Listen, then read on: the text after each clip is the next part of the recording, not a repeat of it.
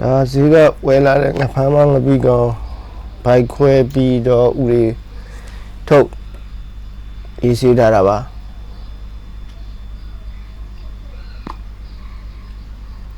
ဘယ်လောက်သားလဲတော့မသိတော့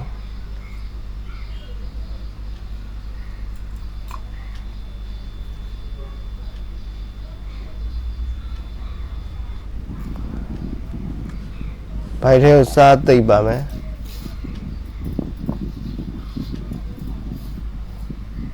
ပြီးတော့ငါးကိုလည်းစားထပ်ထည့်ပေးပါမယ်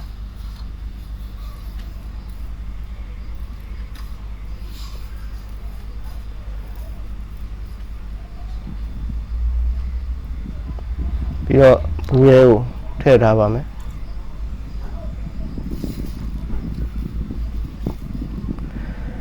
ခုထည့်တဲ့စားမောင်းကတော့လှုပ်ပြီးတဲ့အချိန်မှာနည်းနည်းနဲတယ်ပေါ့နော်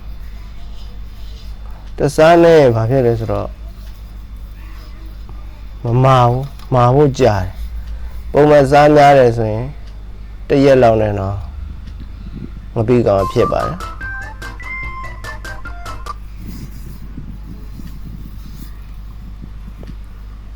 အဲ့တော့ကိုယ့်ကိုစမ်းလို့ကြည့်ရင်ခုထက်စားရင်းနဲ့ပူထည့်ပေးကြည့်ပါဒါတော့ရစ်လိုက်ပါမယ်ကြာလို့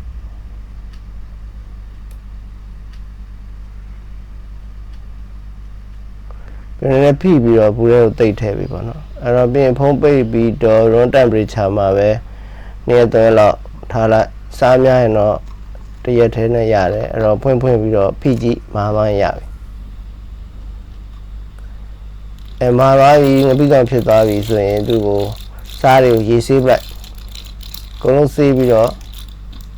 plastic နဲ့ထုတ်ရေခဲတက်တာအခဲကန်းထဲမှာထည့်ထားလိုက်ရင်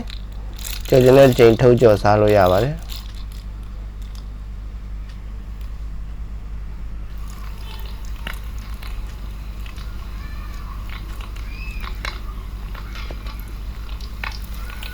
ငပိကောင်ပေါ်ရငပိကောင်မရှိပါဘူးအဲ့တော့စား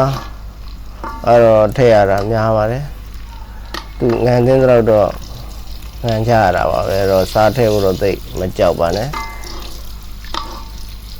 အားလုံးကျေးဇူးတင်ပါတယ်ကျမ်းမာချမ်းသာကောင်းကျိုးလိုရာဆန္ဒပြည့်ဝကြပါစေခင်ဗျာ